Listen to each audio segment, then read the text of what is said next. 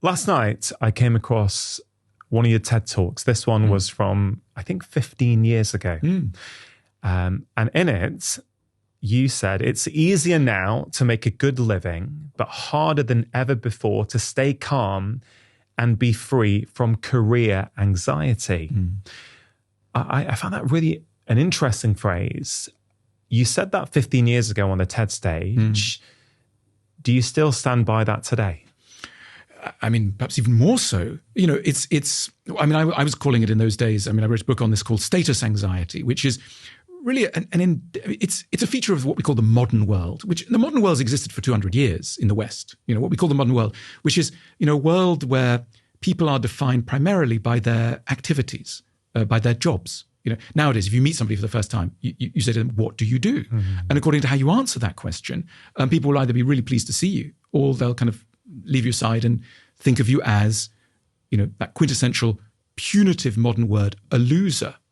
And the thing about the modern world is that it accords status according to a race, a professional race, which by definition not everybody can win. I mean, that's the whole point. You know, it's a race, and there can only be a selective number of winners. This is an incredibly punitive system. Furthermore, we insist, particularly find this in America, but really all over the world, on the idea that everybody has an equal chance to get to the top. Yeah.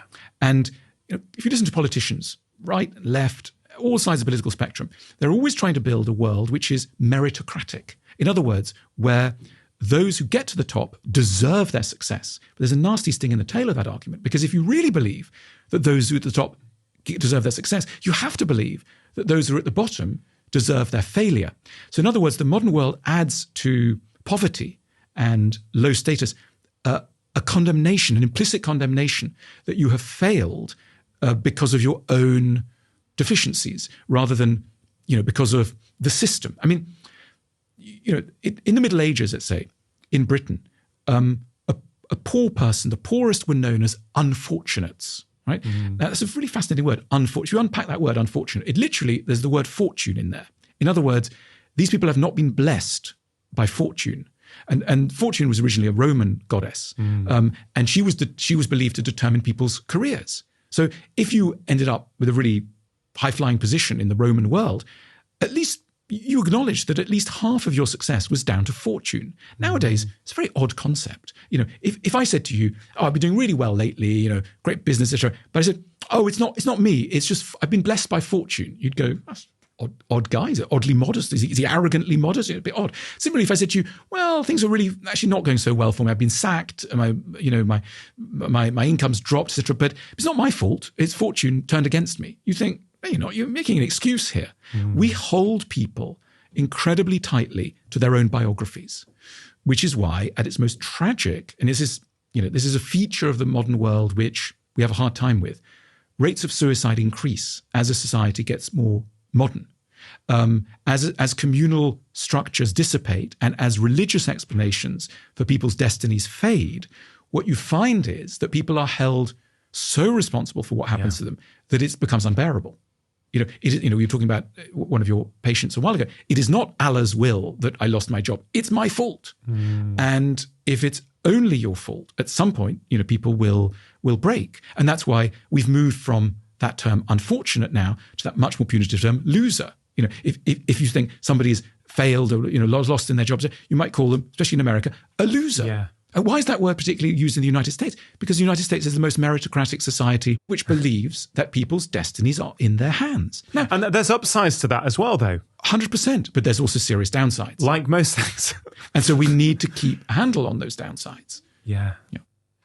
You talk a lot about how our childhoods influence our adult lives, how we show up in relationships, how we feel about ourselves. And I think whether it's in terms of our mental well-being or our physical health, it's undeniable that childhoods are crucially important. And if you think about it on a sort of more public health scale, I really feel culture more and more, society more and more, really should be prioritizing those early years, whether it be in terms of taking stress off parents they can be and, you know, and actually pay attention to their children. the nutrition we give at that age, all these things, what happens in those early years are so influential. And I mean, it's deeply insulting. I don't want to believe this. We all have heavy incentives not to believe this story, because who wants to show up age 30, 40, 50, 60 and be told that their first 10 years are determining their life? I mean, this is one of those awful stories that we've discovered. That doesn't mean to say it's not true, unfortunately. In the same way that, you could hold a glass of water. For ages, people didn't understand that there could be enough bacteria in one glass of water to kill a city. And microbiologists were saying, no, it's possible. It happens. There are minute life forms that can destroy millions of people's lives. And it sounds implausible. Doesn't mean to say it's not true. And, look, if you look at anybody, if you look at any adult who is doing strange stuff, by strange stuff, let's imagine someone who's sabotaging their life. Every time that they get near to success, oddly, they blow themselves up. Or every time a relationship is working well, they sabotage it in some way, and they go relationship after relationship. What's going on? Why are we doing this? Almost certainly you've got to look backwards. You have to look backwards. And this is what psychotherapy teaches us. So let's take this slowly because it's a little bit odd. Most things that adults are doing that is counterproductive, that is not in their interests and the interests of those around them, most of those things have a logic, a certain logic, a twisted logic, you might say, that dates back to their early childhood, where that behavior made a certain sort of sense. And they keep doing it because they're unaware that it once made sense, and they're also unaware that it now absolutely doesn't make sense. Let me give you an example. So let's imagine that you're a child growing up in a familial war zone. Mum and dad don't get on, they're throwing things at each other, there's violence, etc. One of the things that you might do as a child is disassociate. You cut yourself off from your emotions.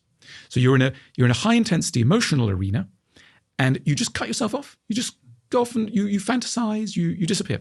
This is brilliant. If you are 5 years old, you can't disappear. You can't get rid of your parents. You come up with this fantastic way of dealing with it. You disassociate. Fantastic. Scroll forward 20 years, and that person's in a relationship. And suddenly things are quite intense. And what's that person doing? Disassociating. This is maddening for everyone around. They don't know they're doing it. Their partner might not be able to explain it to them. They don't they feel it, but they don't have the words, the vocabulary, etc. And, you can go through 4 divorces before you work out, I'm doing this thing that made sense. And so the lesson of psychotherapy is to say, thank you very much to that very clever 5-year-old that worked out that in order to survive, they had to dissociate. Thank you for this, but now it's enough. Now we're going to move on because this is no longer helpful. And, there are many versions of this. Take the person who can't stop making jokes. We all know people who are a bit too lighthearted for their own good. It seems like they can't approach pain. They're all the time cracking jokes and there's a life of the party, but there's something plastic about their mood, we feel. If you scroll back, there are often people who've had to deal with depressed parents where there couldn't be an acknowledgement of pain because the parent was sinking. So the child had to cheer up their parents. No child should have to cheer up their parents, but it happens a lot. And that person then ends up being manically cheerful. Quite contrary to their own interest, they can't touch their own pain because that would have been too hard when they were 6, 7, and 8. But they may now be 42. So super important to understand the pattern and correct it. And that's what we mean by psychotherapy. Psychotherapy is a chance to observe your patterns. People go through life projecting. That word, projecting. In other words, they take an emotional response that is based on a situation that they knew in their past, and they layer it on to a situation in the present which might not be warranted. So someone might think, all men get very angry with me. And when I make a mistake, they can't forgive me, which is why I will try not to do anything in case I get it wrong. Now, that might be an implicit projection that you're layering on to your boss, to your friends, to your child, to your spouse, etc. Terribly unhelpful. It probably has its origins in your relationship with your dad, let's imagine. But that was you and your dad. But you're carrying that story into an arena where it really doesn't belong anymore. So a lot of what psychotherapy is repatriating stories and making sure that we're not operating with patterns that don't belong in the situation where we're putting them into action in. Yeah, I mean, your book is called A Therapeutic Journey, right? By going on that journey, us as individuals can empower ourselves to change. Hugely. I mean, look, I think one of the great adventures that we can be on individually and collectively is self-knowledge. Again, come back to the ancient Greeks. They thought that knowing yourself was the imperative of every human. And, therapy, self-exploration, reading, friendship, etc. One of the things that we should always be looking for is to understand ourselves better, because being ignorant of ourselves is behind so many of our problems. Yeah. It's because we don't know who we are that we marry the wrong people, get into the wrong jobs, respond in inadequate ways to situations, etc. We're not in command of our own minds. And one of the great insights of psychoanalysis, of Freud originally, is that the conscious mind is a tiny part of the mind as a whole. And we know this, we know that our minds are planning how to walk and digest food and run various physiological processes without any conscious inquiry or knowledge. But that holds true also for our emotional lives, that most of our emotional life is unconscious. And, I sometimes imagine it as we're like a sort of person with a tiny flashlight in a vast, dark chamber, and we can illuminate just a tiny portion of our lives. And most of us we will all die strangers to ourselves. We will all die with much of who we are still mired in darkness. We won't know who we have been. I mean, this is one of the great sort of tragedies of existence. We inhabit a self which we only partially understand. But I think one of the greatest and most fun things to do is to expand the boundaries of knowledge. Now, It's quite a weird ambition. I mean, if you said to somebody, if somebody said, what are you doing for your holidays? And you go, well, I'm just furthering self-knowledge because that's my great adventure. They'd look at you as you're highly strange. The moment when you understand a little bit better who you are, why you do the things you do, why you respond, this is always a joyful day. And it makes you so much more of a safe person to be around, because people who are able to flag up their behavior to others are a blessing. Yeah. When I think about what I said before to you about helping patients change their behaviors, that idea that knowledge is not enough, it's the self-knowledge that we need, the deeper awareness, this is where I really feel we go wrong with our public health advice, or it doesn't work as well as it could work. Well, it doesn't. A psychoanalyst looking at it would go, you guys have forgotten there's an unconscious. There's an unconscious mind. And the unconscious mind does weird stuff. I mean, we were talking about self-sabotage, right? Many of the things that go wrong in people's lives are not external. They are people behaving in ways that are contrary to their own interests for reasons that they don't really understand, but that often have something to do with their past. I mean, so imagine somebody who every time they get close to success blows it up. Imagine that this person had an envious parent. It's going to sound really weird. Who's got an envious parent? Well, many of us do. Parents, sad truth, can be envious of their own children. In other words, they can be threatened that by a child's talent, beauty, etc. And though on the one hand, they want their child to be happy, on the other hand, not any happier than they've been. This is, and children pick up on this. Yeah. And so there can be a guilt sometimes to be able to bear, to have a better life than your parents is a real psychological achievement. It's not natural. I mean, it's not a given. It may be something that you need to work at. So it's just a small example of, somebody may feel that in order to feel balanced, they have to feel guilty. That guilt is an important part of their sort of mental economy.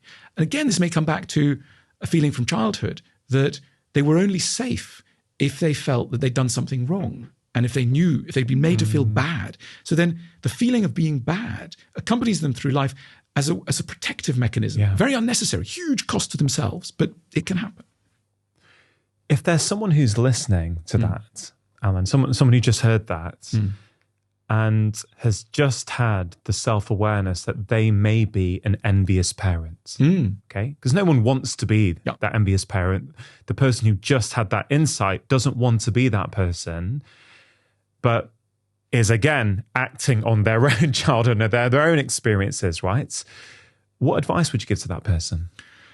So, look, in the early days of psychotherapy and psychoanalysis, the feeling was, if somebody knows this, they'll stop immediately. Like, I'm an envious parent. Great, I'll stop tonight.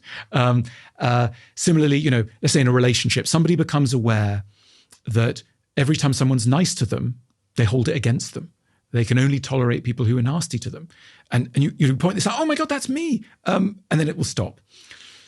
The truth is trickier. So what psychotherapists realized is that insight is part of the solution, but you also need to have a corrective experience. And this is what therapists spend time doing, that when therapists are in a room with a client, they know that the client will probably play out with them patterns that they will also be playing out somewhere else. So the envious parent might start to say to the therapist, did those curtains cost a lot? Or is that your car outside? Like they'll probably be bringing their envy to the therapist.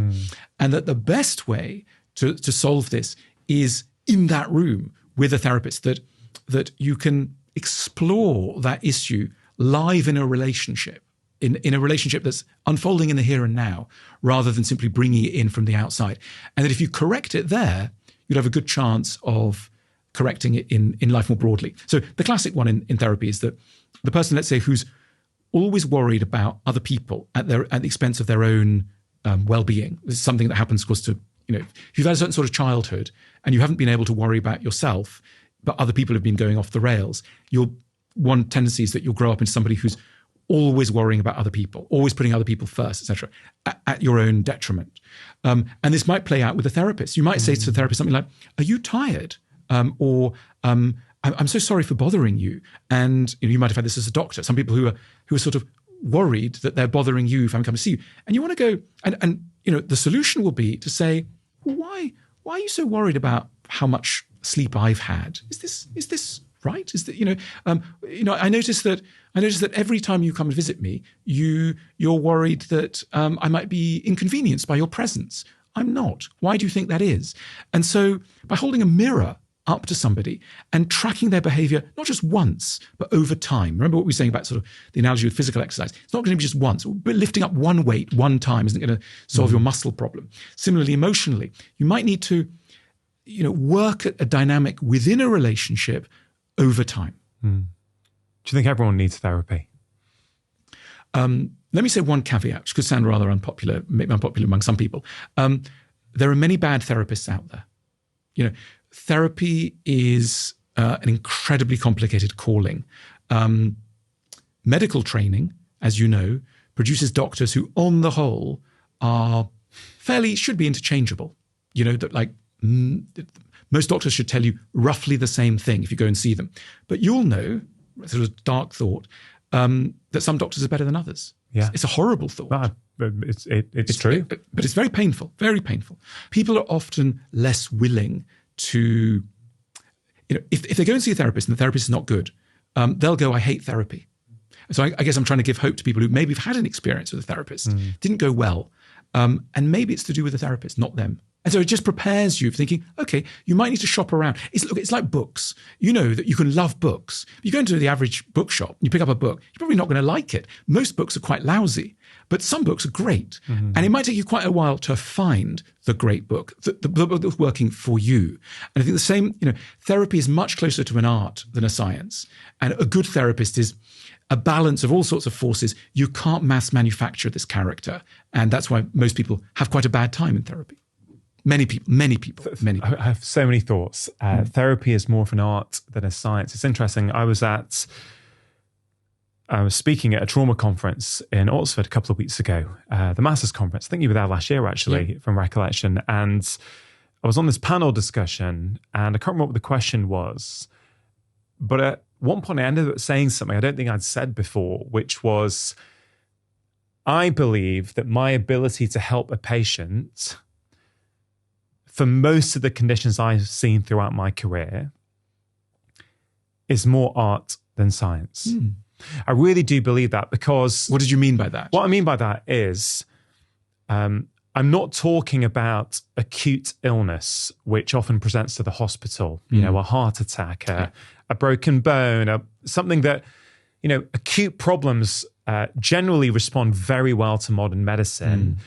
Where I think we struggle in medicine today is that most of our training is given to us through the acute problem model. So we try and apply that kind of thinking to complex, multifactorial issues that are driven by our collective modern lifestyles, mental well-being being one of them. You know, when people are struggling, you can't just come and see the doctor for 10 minutes, have a quick chat. We run a series of tests. Yes, so you have depression. Let me give you this. It will be gone in 2 weeks. You can do that with a chest infection, right? But you can't do that with something like depression because it's multifactorial. And so I believe that my ability to be a good doctor relies on my ability to pay attention, to listen, to read the things that the patient is not saying. What is the body language? What is the message behind the words? I mean, it's very common. You may have spoken to doctors who've told you this before, but often in a classical sort of 10 to 15 minute, usually 10-minute GP appointment, often a patient will come in with something and you deal with it. You spend the first 9.5 minutes on that thing.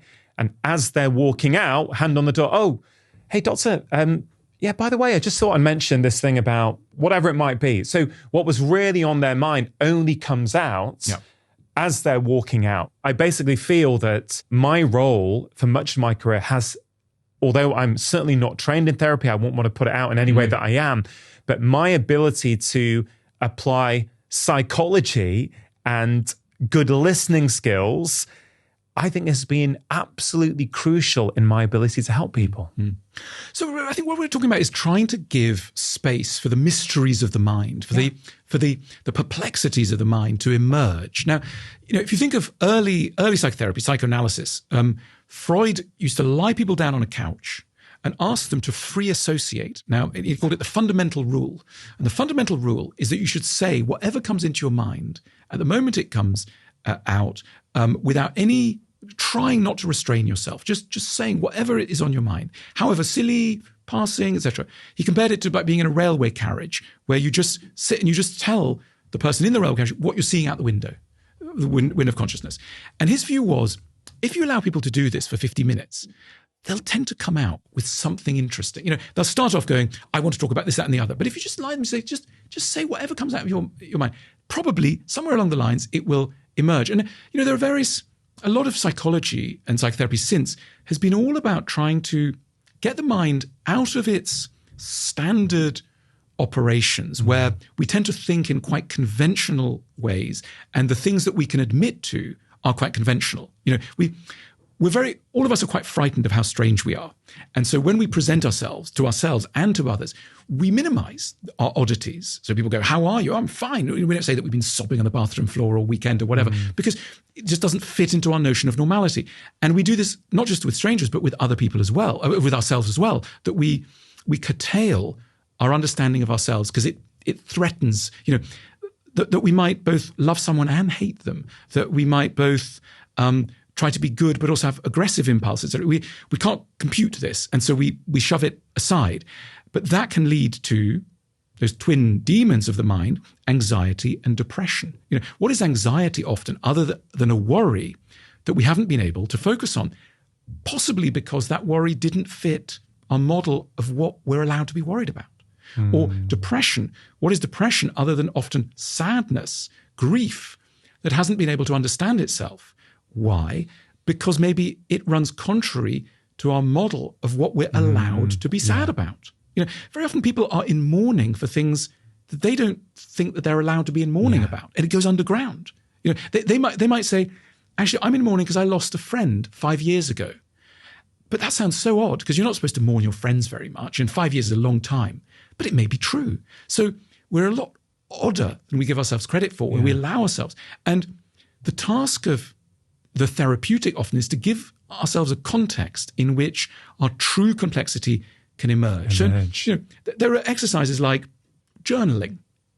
You know, if you journal and you allow yourself to write whatever comes into your mind, just, you know, there's a technique of automatic writing where you just say, for 2 minutes, I'm just going to write. I'm going to keep writing. I'm not going to stop. I'm not going to take my pen off the paper, but I'm going to keep writing. It doesn't matter if it's complete gibberish, but I'm just going to see what is in my mind. I challenge your listeners. I mean, literally do it. If you're listening to this and you're tempted by it, take 2 minutes, get a piece of paper and a pen and write, and just force yourself to write for 2 minutes about whatever's on your mind, anything. And I would bet that probably at the end, you will have learned something about yourself, that there will be something about what you've written that you weren't in conscious command of. Yeah. It might be that you're much angrier about something than you've allowed for, or you're much more loving, you're much more tender, or you're more full of regret, or whatever it is, but something to the left or to the right of your standard vision of yourself. And, welcome to the unconscious workings of the mind. I mean, this is what we're talking about. The mind, we have a hard time understanding ourselves because we don't create mechanisms where we can unspool the tightly bound truths about who we are. If you enjoyed that short clip, I think you are really going to enjoy the full conversation, which you can check out here.